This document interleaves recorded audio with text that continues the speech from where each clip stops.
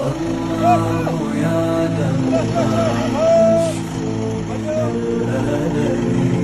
وما نعانيه من ضيق ومن سقم، لكن لنا فيه ظن لا يخيبنا، حاشاه أن ترجع الأيدي بلا نعم. الله يعلم ما نشكو من الألم وما نعانيه من ضيق ومن سقم، لكن لنا فيه ظن